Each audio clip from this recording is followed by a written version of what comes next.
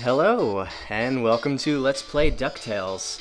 My reason for doing this is that there is, as you've no doubt heard, Ducktales Remastered coming out soon. I don't know the date. That probably would have been worth looking up before I started talking about it.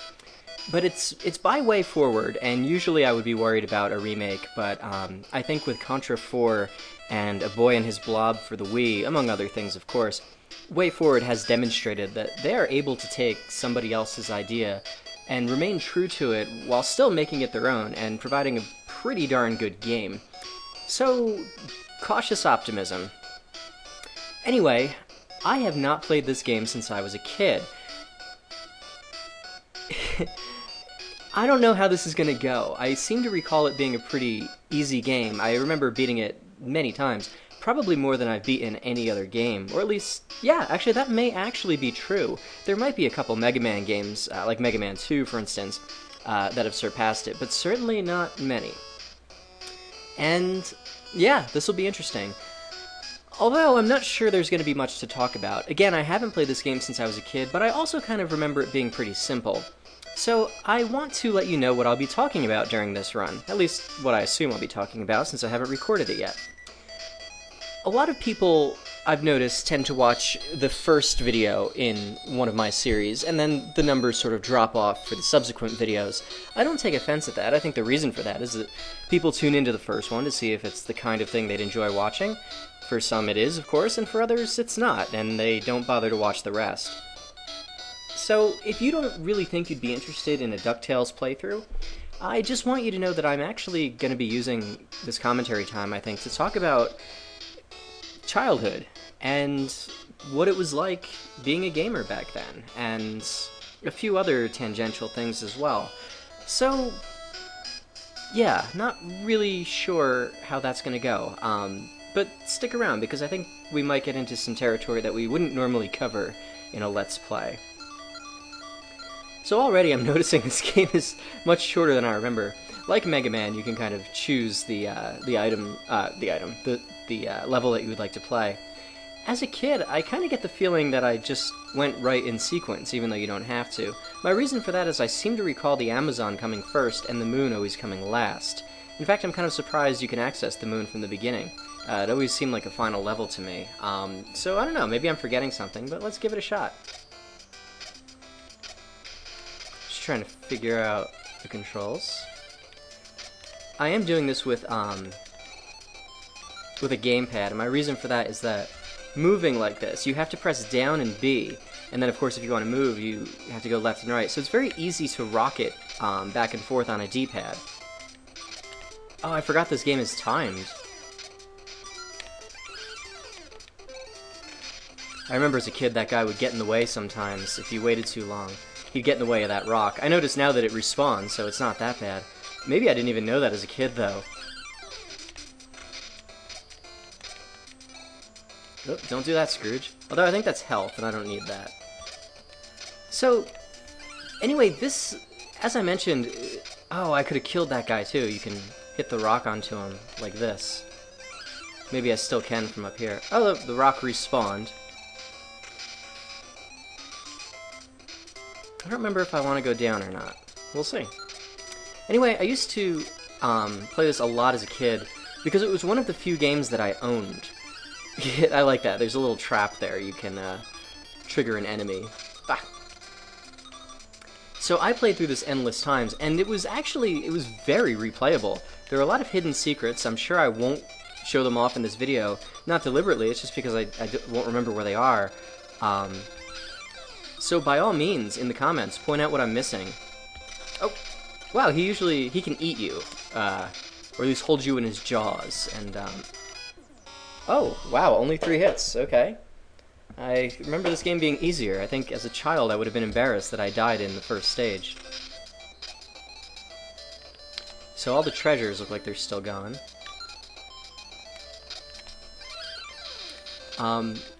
As a kid, I adored DuckTales. That was, I think it's safe to say, my favorite show. Maybe I'll head down this time. Yeah, see, I remember a lot of this. I thought it was such a fantastic cartoon. And looking back, I absolutely, I can still see why I would have liked it so much. Not that I've rewatched it or anything, I haven't, but just thinking about it, it kind of fills me with a sense of charm. It was such a fun idea, and so silly, but so much fun.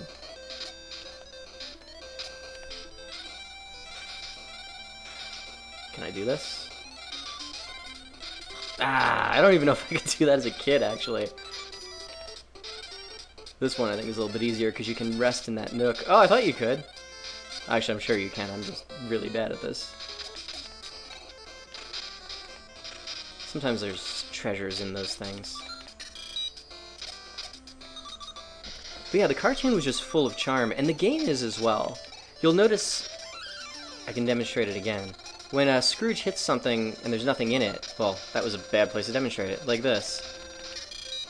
He sort of vibrates and his eyes bug out, and it's just a really, really cute touch. Capcom, man, I know people give them crap nowadays, but back in the day, they were really second to none with producing a video game that would just be charming as all hell. With such simple graphics, they did so much. And they kind of made it feel like a cartoon. I don't want to say the cartoon, because that might imply it shares the sensibilities and the humor of the cartoon, and I don't know that it does, but it absolutely does share the charm. Ducktales, when I was a kid, was part of something called the Disney Afternoon, and I've actually done some reading on that as an adult, and it's pretty fascinating what they ended up doing, because they produced, and you don't recognize this as a kid, oh, I'm gonna die, they produced new cartoons for the sake of syndication, and typically, oh wow, yeah, if you're just off center, the cane won't actually hit the ground, even though your feet do. That's pretty nice programming, I think. Whoa, close one. But what they did is they actually produced new cartoons for syndication. In syndication, typically, both then and now, can I do anything here? No. Or can I? No. In syndication, it would typically be reruns. You know, something you've already seen before. A TV show or a cartoon would reach a certain number of episodes, I think typically 100, and then be sold into syndication. And what that would mean is that some other channel has the rights to, I do not... Where am I? Didn't want to hit the wrong button. And then, you know, some other channel will be allowed to show the cartoon. And that's obviously in the... Yeah, this game... It's tricky. It expects you to know things are coming. I'm actually kind of surprised at how, I don't want to say difficult, but damn. And that was typically in the days before the internet and DVDs. There were VHS, VHS cassettes, of course, but typically a series wouldn't get a very wide release on video cassette. Very few shows would have had all their episodes available that way.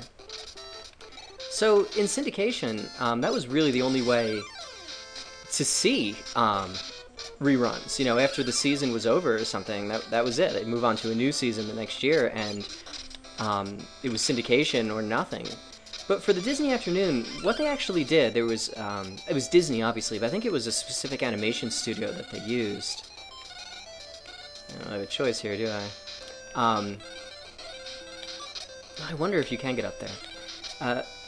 But anyway, that studio created shows like DuckTales and Tailspin, Darkwing Duck, Gummy Bears, Chip 'n Dale Rescue Rangers. As you might notice, a few of those did turn out to be Capcom NES games, and a few others that I'm sure I'm forgetting.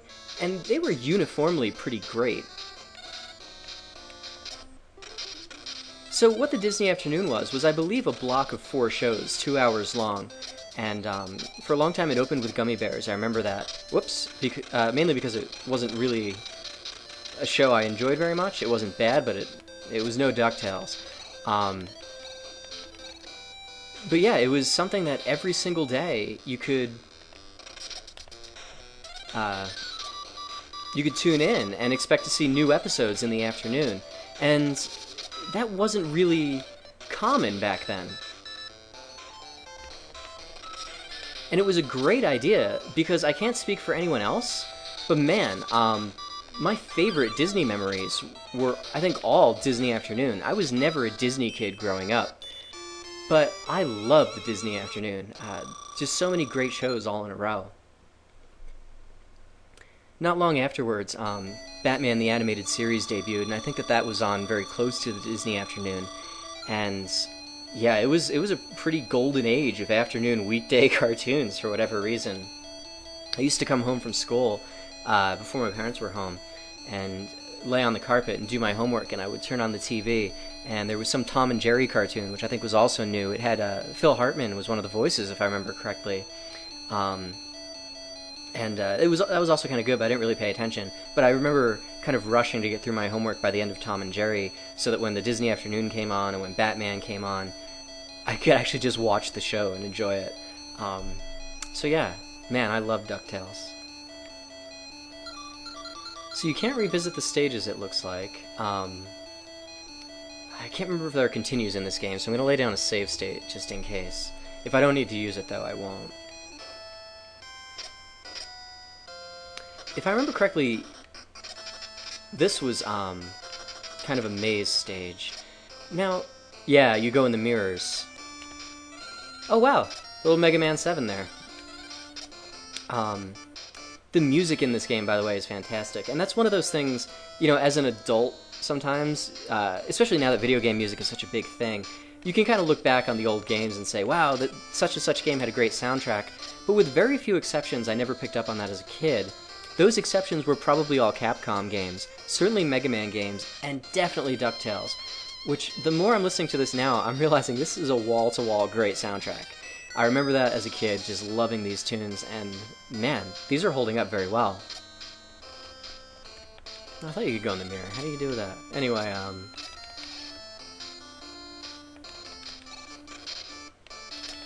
yeah, this is one of those soundtracks that you enjoy before you know you're supposed to enjoy it. Oh, gotta save Huey. Free Huey, right? I'll be here all week. But I mentioned earlier that I wasn't much of a Disney kid, and I do stand by that. Oh, I almost forgot you could duck. To be totally honest, my Disney was Nintendo. That was brilliant. This is, you know, these were my cartoons. I remember I had friends who loved, like, well, let's see, Beauty and the Beast would have been a little bit too late. But just Disney films, I guess even like Pinocchio and Peter Pan and the old ones like that. You know, and that's fine. The kids grew up loving them because their parents or grandparents would show it to them, and you know they were fine. But that just it wasn't me. I never really had that kind of experience myself with those films. So my Disney, there we go. Here's Huey. My Disney was really it was video games, and I'm gonna be really sad when you know, Miyamoto and Koji Kondo and all those guys who worked on these games when I was a kid, I'm gonna be very sad when they pass, because it had a huge impact on me. I didn't really have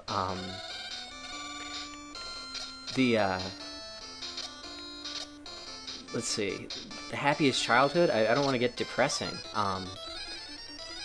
but you know, suffice it to say, oh, he's kidnapped again. Suffice it to say, I was glad to have an escape, and I think to some extent all kids are, of course.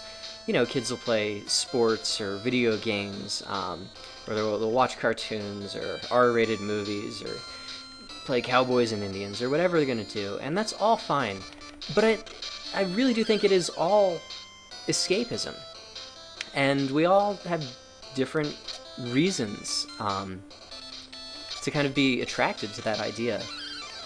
For me, for a long time, mine was video games, and I would, you know, I'd play them alone, certainly, but honestly, most of the time, it was a social event. Whether it was playing with my little brother or my cousin, or, I think I can kill him that way, too, yeah.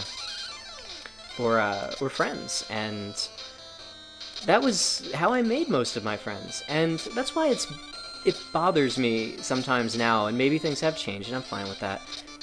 You know, to hear these concerns about, you know, kids playing video games all day and it's not good for them, and why don't you just go outside and stuff like that. Yeah, and there's merit to that, don't get me wrong. I think you can... Some of those I think might have treasures. I shouldn't have done that. But, man, as a kid, and even as an adult, I've made a lot of friends through playing video games. I think there's a difference maybe in... It might depend on what you're playing or how you're playing it. I guess if you stay in your room playing... Dragon Warrior, some single-player game, and you do it all the time and never leave, you're not gonna really have much fun in life. But then again, even just saying that, I almost feel dirty, because I kind of get the feeling that as long as you're enjoying yourself, to hell with everyone. I mean that. That's all that matters. You only live once, as they say. As I say. And why does it matter what you do if you're not hurting anybody else? Maybe it's not what, somebody in particular would prefer that you do, but that's nothing to do with them. As long as you're having fun, I say go for it. And if you play video games and you're making friends like I was, then of course that's great. And if you're playing video games and you're not, but you are really having a grand old time, go for it. Because you know what? That's all that life is about. That's literally it. I think I just realized that a little more as I get older. It's scary to realize that one day, you're not going to be around anymore. You're not going to have anything. You will no longer be alive. And that's extremely scary because you spend so much of your time doing things that you don't enjoy. You have to go to work, and I liked school, but you have to go to school. It's not an option. And, you have to spend a third of your life sleeping, and the more you realize that, the scarier it gets. There's so much in the world that holds you back and restricts you, and I like structure, but at the same time it's a little bit sad that there is so much structure. Seriously, just do whatever it is that's gonna make you happiest. I don't think anybody should stand in your way, and I don't think anybody should make you feel guilty for that. But yeah, video games were mine, and I remember very well. I was telling a friend of mine about this fairly recently. When I was little, every game, even the single-player games, were social events.